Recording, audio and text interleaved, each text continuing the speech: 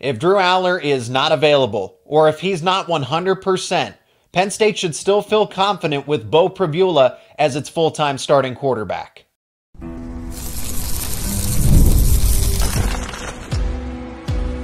You are Locked On Nittany Lions, your daily podcast on the Penn State Nittany Lions. Part of the Locked On Podcast Network, your team every day.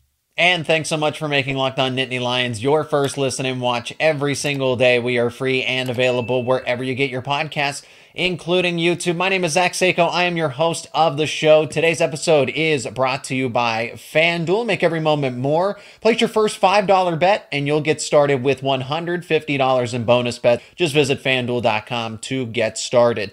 Some more takeaways from Penn State versus Wisconsin. Reacted to this one live, but as we start off each and every week, post-Wisconsin thoughts, pre-Ohio State thoughts. If you have some, please let me know down in the comments section, as we'll start with Beau Pribula, talk about the job that Andy Kotelnicki and Tom Allen have done together with the halftime adjustments and how Ohio State is going to have to prepare for two quarterbacks leading up to this game. One of them, Beau Pribula, leading Penn State to victory. It was a team victory, but Beau Pribula to come in this game against Wisconsin and win and just keep everything together, right? This could have gone really out of hand. We'll talk about it in the second segment, how it compares to 2021 Iowa and so forth, but Beau Pribula kept that situation from happening. He came in, led the offense, and it didn't miss a beat. Sure, it took some time, right? It definitely took some time, but after a couple of drives, he settled in and the offense together found some cohesiveness when this is what they haven't been doing. Yes, selectively with those special offensive packages, but not consistently enough to say, okay, but they ran it consistently. They ran it consistently for the remainder of the game, and the offense moved the ball effectively. What's so impressive about Beau Pribula to this point is that he sat patiently. He waited for his moment. In this day and age of college football, when he could have transferred, he could have gotten an NIL offer because he can start at other places. And I would argue not just only Group 5, but other Power 4 schools. But instead, he stayed home. He's from the state of Pennsylvania. He grew up being a Penn State fan, and he developed. This is his third year of college football. He could have said, you know what, I'm done with Penn State. I don't want to play the waiting game.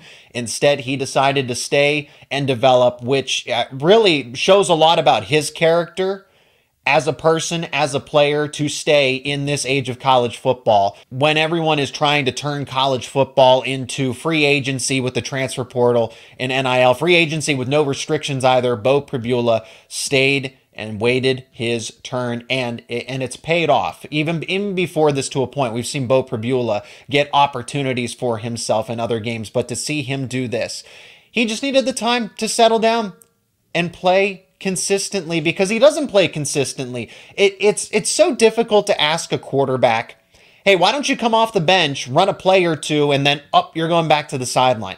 That's difficult to do, and to run it effectively, you have to get into a rhythm. There were a lot of Penn State accounts on social media, X, Twitter particularly, there that wrote this team off, wrote the season off because of one or two bad drives. Beau Pribula has been developing just as long as Drew Allar has. He's been at Penn State now for 3 years. He knows how to play college football. He's a veteran of the game, and the Andy Kotelnicki offense is tailored to him. That's why Andy Kotelnicki is so important, because Beau Pribula has his strengths maximized. Whether it's Drew Allar or Beau Pribula, their strengths are maximized within this offense. You could essentially think of it as two different playbooks for these two different quarterbacks. They're two very different quarterbacks. Drew Allar is your typical pocket passer with good pocket mobility and able to pick up a first down when he needs to, but Beau Pribula is the clear dual threat quarterback. But that, I think, is something that needs to be highlighted. Beau Pribula did not just look like the running quarterback, okay? He's going to throw maybe 2 or 3 passes and just use his legs when he's in trouble. Pribula showed a lot as a passer, the way that he is. Talk about development. Pribula, there were questions specifically about his throwing ability. James Franklin being asked a season ago, can Beau Pribula even throw the football? you might take that as an insult. Maybe Pribula used that as motivation. He showed a lot as a passer, going through his progressions, zip on the football, accuracy. There was a tight window where two Wisconsin defenders were converging on the football, and it went right past them. That's one of the plays that I'm talking about. And then the smart decisions to go through your progressions, know what to do with the football, where you're going with it. He didn't look like that old version of Beau Pribula, and that's understandable when you become a third-year quarterback in college football, but he looked like the true dual threat.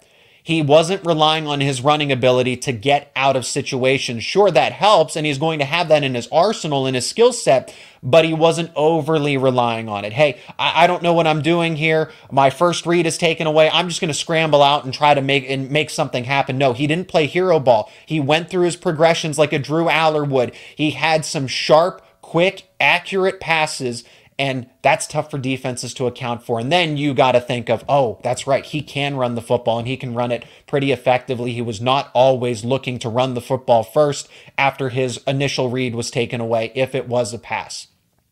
So long story short here with Beau Pribula, he has the it factor. He can be the quarterback that leads this Penn State offense against Ohio State if need be. We don't have an official status report on Drew Allar. Talk about that throughout the show, right? Because Ohio State's going to have to prepare for two quarterbacks, but Beau has the it factor. He's calm, he's cool, he's collected, he's confident, he's a leader. He can command this offense just as well as Drew Allar, his version of the offense. Drew Allar has his own playbook. Beau Pribula has his own playbook. If Beau Pribula has to be the full-time quarterback if needed here, if Drew's unavailable or is not 100%, Penn State should feel absolutely comfortable with Pribula leading this offense as a full-time starter, even against Ohio State, Washington, Minnesota, Maryland, Purdue. That's a different set of opponents. But even against Ohio State, Beau Pribula still gives them the capability to run an effective and an efficient offense against the Buckeyes. We will see how Penn State's decision-making goes, because Drew Allar is the clear-cut QB1. But Beau Pribula can still be the guy if needed in this game against Ohio State. And a big reason for that is Andy Kotelnicki and Tom Allen, too. Both of these guys making those halftime adjustments here. Start with Andy Kotelnicki just because we're going off of Beau Pribula. You lose your starting quarterback in the middle of a Big Ten Conference road game against a Wisconsin team that is getting better and better week in. So they're peaking, right? They're probably at the hottest that they're going to be all season. And you lose your starting quarterback, and on the fly, okay, we got to bring out a different offense, and runs the different look offense like there was no change. I can't say new, because this Penn State has been working on this and has this ready to go. This is the second option, but they prepare for it and they practice for it like they would have to run it full time. And that's what we saw against the Wisconsin team. Penn State's offense is no longer one-dimensional. In 2023, they had to win a certain way. And a big reason was for the way that the offense was coached and executed. The offense didn't execute, and Mike Yurcich didn't do any favors with his play calling and game development throughout the week. But that's what Andy Kotelnicki brings to the table. The fact that Penn State can win a variety of ways. They can win with Drew Allar. They can win with Beau Pribula. They can win throwing the football 40 times. Look at that, USC. They can win running the football 40-plus times. Look, Illinois. There isn't this cookie-cutter way that the offense has to succeed. They can do it on the fly. They can do it with the blueprint leading up to the game throughout the week in mind. But that is my point, is that Andy Kotelnicki has now given this offense a way to succeed in more ways than one.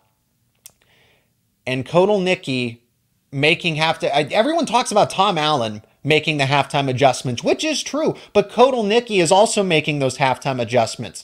Penn State had 7 points against Wisconsin, and I know the defense contributed 6 of their own with the PAT, but Andy Kotelnicki is making just as many strategic, intelligent second half adjustments that Tom Allen is making. So Andy Kotelnicki is able to adjust on the fly, and so is Tom Allen. Let's talk about how Allen just continues to be masterful when it comes to these second half adjustments.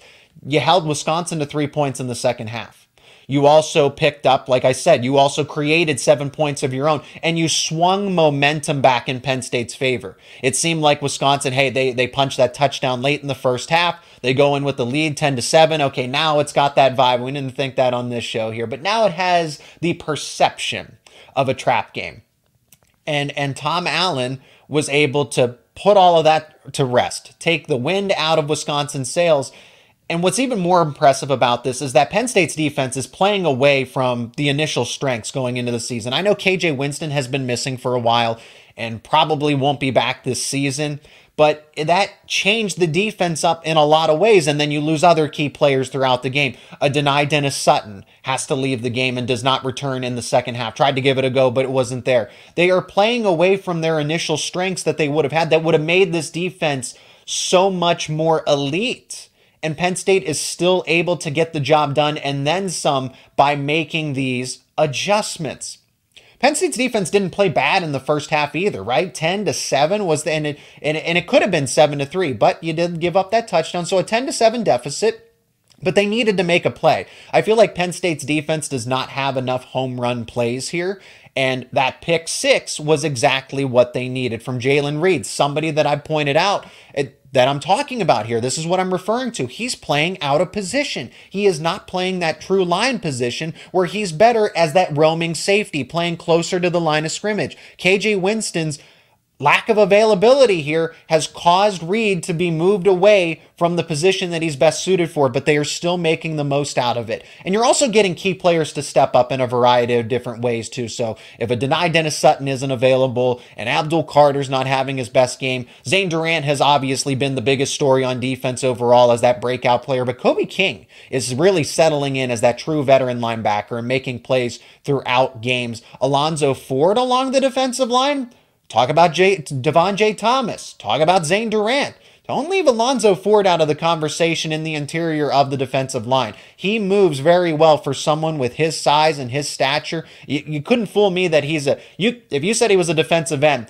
I won't go as far to say that. But in all seriousness, he does move very well, quickly, laterally for someone that is a defensive tackle like a Zane Durant. But Alonzo Ford is 320 pounds. Zane Durant is 290. So that's a 30-pound difference there. And then Zach Wheatley is playing complete football. This is supposed to be the turnover king. He's supposed to have the interceptions and the pick sixes. That's fine. But how he is contributing in other ways, he had 10 tackles against Wisconsin. This is complete football at the safety spot by Zach Wheatley. He's not a one-dimensional player himself. So Allen is getting the best out of his players on the fly, despite the circumstances, despite the limitations of losing one of the best players overall in this Penn State football team. Going into Ohio State, the Buckeyes do not have any luxuries here when it comes to preparing for this Penn State team. James Franklin is not going to tip his hand, and Ohio State is going to have to work hard to make sure that they prepare for both Drew Allar and Beau Pribula offensively. We'll talk about what that's going to look like for the Buckeyes and for Penn State on the other side of this break. And today's episode is brought to you by FanDuel. Get ready to tackle the NFL action with FanDuel, America's #1 sportsbook, because right now new customers can bet $5 and get $150 in bonus bets if you win. The FanDuel Sportsbook app gives you everything you need to place live bets on the NFL, and it's all in one place. So when you get a hunch in the middle of the game, you can check out the latest stats, view live play-by-play, and so much more, and it's all on the same page where you place your bets. It's that convenient. It's that simple. You just got to visit FanDuel.com and join today. And if we look at the lines for Penn State versus Ohio State, Penn State is a 3.5-point underdog to the Ohio State Buckeyes, plus 140 on the money line. The total is set at 47.5. If you like those lines, you can bet them over at FanDuel.com. Again, you'll get started with $150 in bonus bets if you win your first $5 bet. Again, that's FanDuel, America's #1 sportsbook.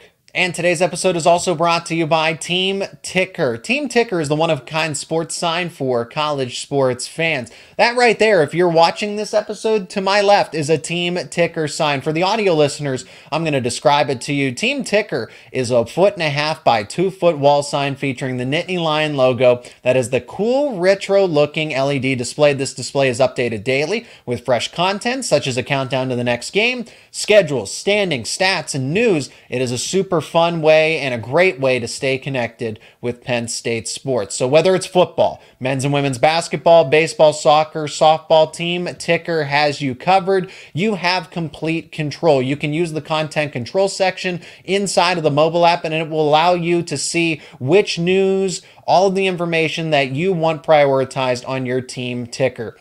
So Team Ticker is the ultimate addition to your Nittany Lions sports collection. Once you hang it on the wall, it is going to be the talk of all your fellow Penn State fans. If you're looking for that one eye-catching item to showcase your team pride or a gift for that special Nittany Lions fan, all you got to do is go to teamticker.com and pick up your Team Ticker today. And Team Ticker is offering a discount for Locked On Nittany Lions fans. Team Ticker is the one-of-a-kind sports sign. When you go to teamticker.com, you can use promo code LOCKEDON and you'll receive $50 off your Team Ticker purchase. Again, that is promo code LOCKEDON at teamticker.com for $50 off your Team Ticker purchase.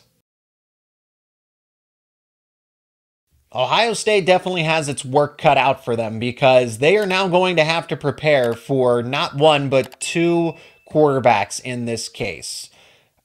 Drew Allar and Beau Pribula, as I have pointed out, are two very different quarterbacks. And if you're Ohio State, you have to prepare for them because James Franklin isn't going to specifically disclose how Drew Allar is doing. Maybe he does. Maybe he does, but I doubt it. I think he'll say something along the lines of, we like how Allar is progressing.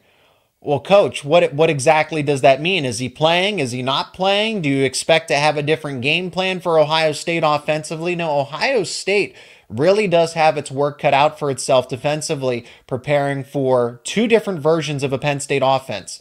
And what if Penn State ends up playing both of them 50-50? Andy Kotelnicki has done this successfully. When he was at Kansas, ran a two-quarterback system where 50-50, one quarterback was playing and then the other quarterback was playing, and they were running two different offenses simultaneously throughout the game.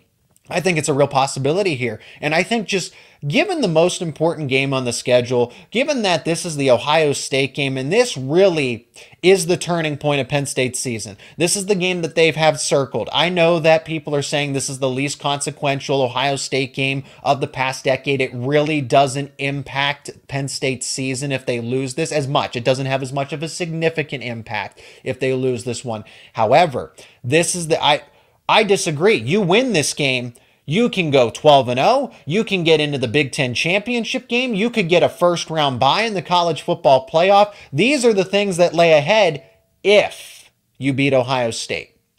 So, given the circumstances with that and given the injury circumstances, it might benefit Penn State to actually run a two-quarterback system completely for this game because it's going to throw Ohio State off. And that's really going to give them, as I've mentioned, a lot of extra work here to prep for this team.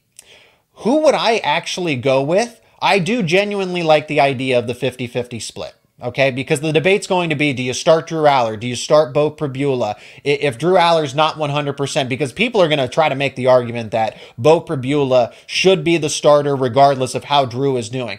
If Drew is 100% or pretty close to it, you start Drew. Drew is quarterback number one, and it's been that way for a reason. However, if Allar is not at least, I'd say 85, anything, right? That's what? How can you gauge, right, in percentages? But if Drew is, if he's 75%, let's say that, go with Beau Pribula because every yard is going to count in this game against Ohio State.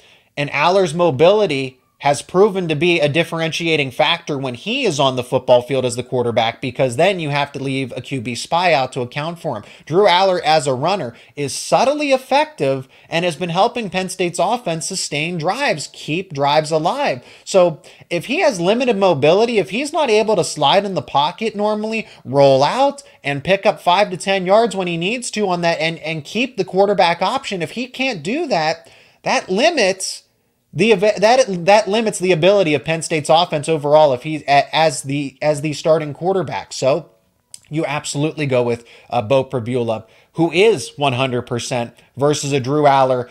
If he's 75% or below, I think the easy decision. So it's really relative of how Drew Allar, if he's really close to 100%, you play him as the starting quarterback. If he doesn't have that mobility factor to him, or if it's significantly limited, you got to go with Beau Pribula full-time. But I think because of the circumstances, it's the Ohio State game. The Buckeyes are the best team that Penn State's going to face all season in the regular season. You go with an actual 50-50 split where Ohio State not only has to game plan for it, but then actually has to deal with it on Saturday. I wanted to revisit this. I've talked about it quite a bit. Other people referred to it that this is the Iowa game all over again, 2021. Penn State's going to lose to Wisconsin. Right, people, a decent amount of people wrote off this Penn State team in the middle of the Wisconsin game, where the second Drew was ruled out for the entirety of the second half. Penn State won this game because of that experience in 2021, because of the Iowa game, and then how the remainder of the season unfolded. Everything went off the rails. They finished 7-6. They lost to Arkansas in the Outback Bowl. That was a forgettable season, but not for this purpose. Penn State learned a tough lesson against Iowa, and then the remainder of that season. This is what happens. That is what happens. That is what happens when not only you don't have a prepared quarterback on the spot, but also what happens when you don't have quarterback depth. Penn State strategically recruited Allar and Pribula. I think that's important to point out here. They are both from the same recruiting class. They didn't go to the transfer portal. They got to work immediately in that 2021, going into the 2022 season. We got to get not one, but 2 quarterbacks to headline this class. And they did that. That was adjacent to the 2021 season. They learned their lesson, and because of that moment, because of that game, and James Franklin, part of his tenure, they made sure it was emphasized that we got to have a secure depth chart at the quarterback spot. And Drew Allar and Beau Pribula developed together. This quarterback room developed together, and then they continue to stack classes behind it. So now you get Ethan Grunkmeyer in the class of 2024. Before that, Jackson Smolik. So Penn State has continued to build depth along the way, but they went intensively. They were able to secure 2 quarterbacks in the class of 2022 and then continually add one. That's the idea. You continue to stack these recruiting classes, but particularly at the quarterback position. So this was not Taquan Roberson all over again. Beau Pribula was not only prepared, but it had the feeling like he was the starter. He just needed to find his groove. After those first couple of drives, I'm watching this team, I'm watching this offense, and I'm like, is Beau Pribula really the backup quarterback here? Is he QB number 2? Because the offense continued to move the ball the way that it wanted to. That was a road environment. That was a consequential Big Ten conference game. This was a trap game, remember? Down to start the second half, and Beau kept the train on the tracks and then some.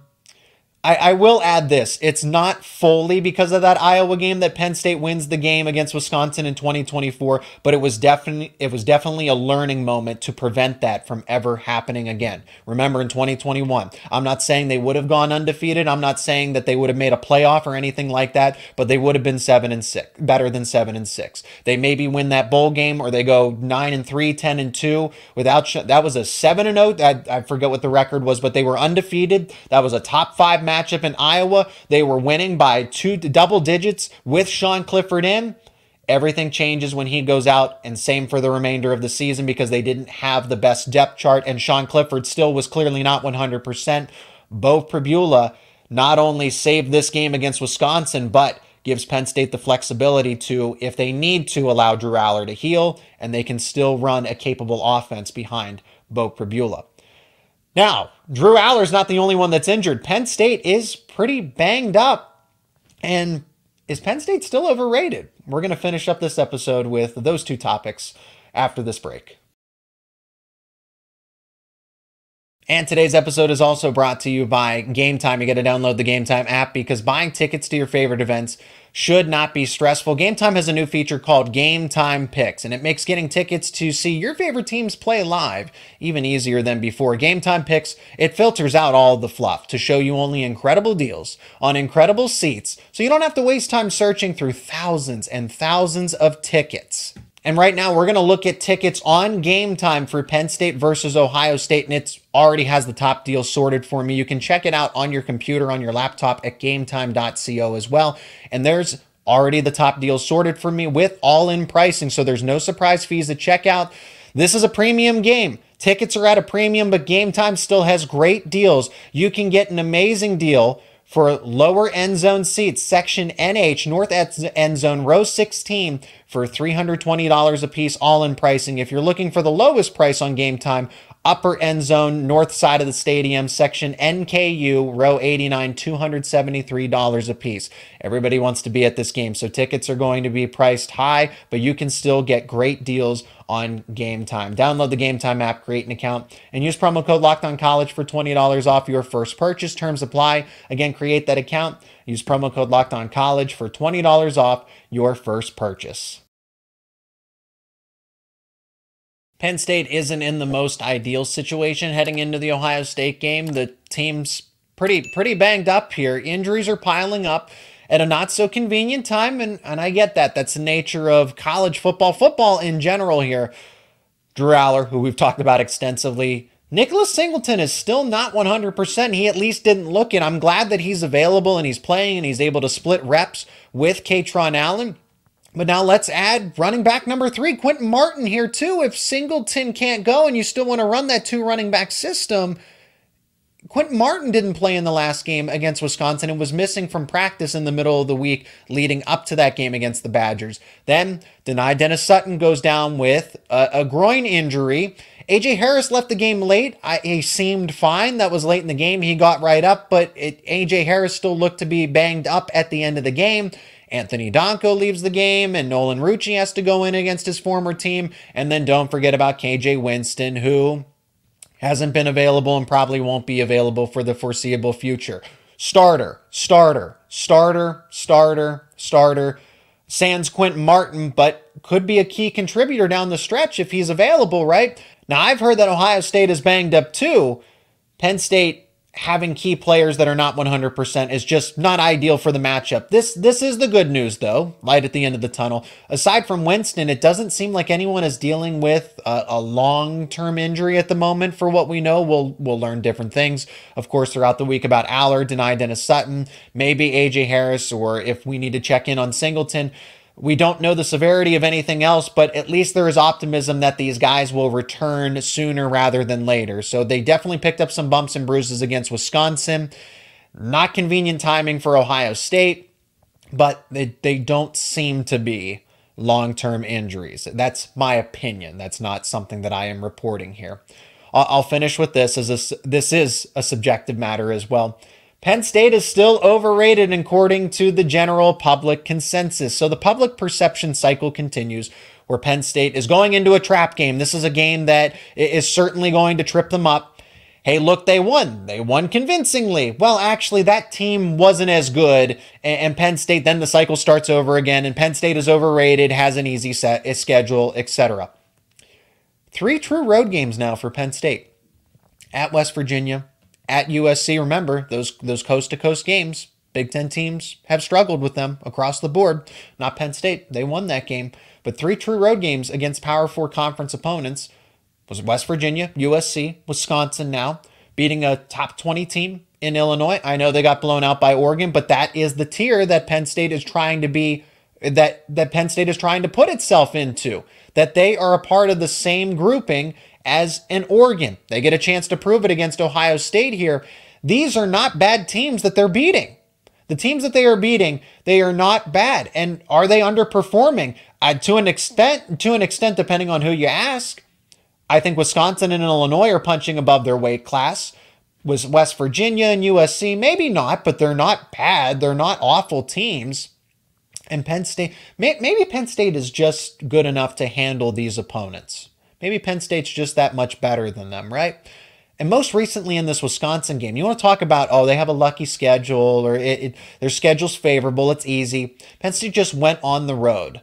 Back-to-back weeks. I know there was a bye week in there, but you just went into two tough environments, the Coliseum flying across the country, and then to Camp Randall.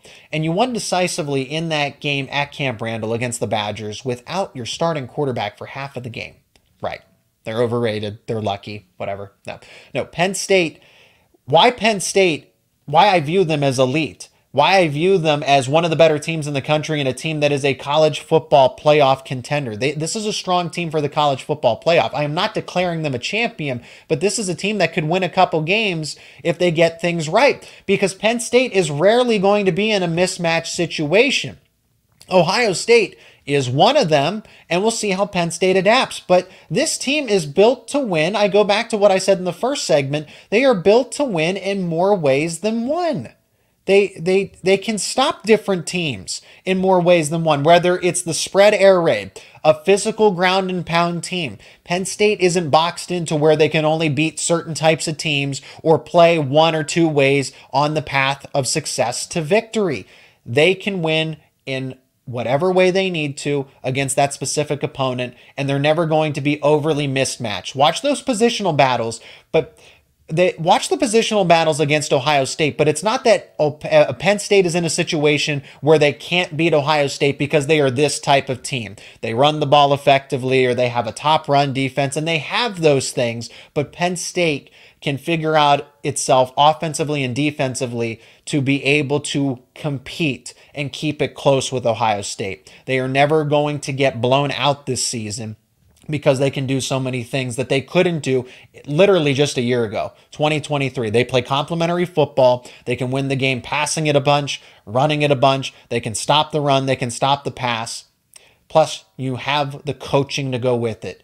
Andy Kotelnicki and Tom Allen are proving to be phenomenal hires. And let's not go without saying the talent that is there, despite KJ Winston missing and some of the injuries that are piling up. Overall, this team, for what it has right now, Drew Allar and Beau Pribula, Katron Allen, Nicholas Singleton, Tyler Warren, an offensive line that is getting better and better little by little. I have my concerns against Ohio State, but they're still getting better. The defensive line, the linebackers are proving to be better than what we anticipated them to be, and the secondary as well. So all of those position groups for Penn State are why this team is able to play complementary football and be the complete team, regardless of what the general public thinks about Penn State this season. That's going to do it for this edition of Locked On Nittany Lions. Penn State will just continue to prove the public wrong. I think I don't even know that 11-1 is going to change the public perception about this Nittany Lion team. We'll see what happens there. Let me know your thoughts down in the comments section. If you're not already, become an everydayer. Subscribe to Locked On Nittany Lions on YouTube and wherever you get your podcasts. For the latest conversations around your favorite Penn State sports teams, we'll have more coverage, more conversations about this Penn State versus Ohio State matchup throughout the week here on the show.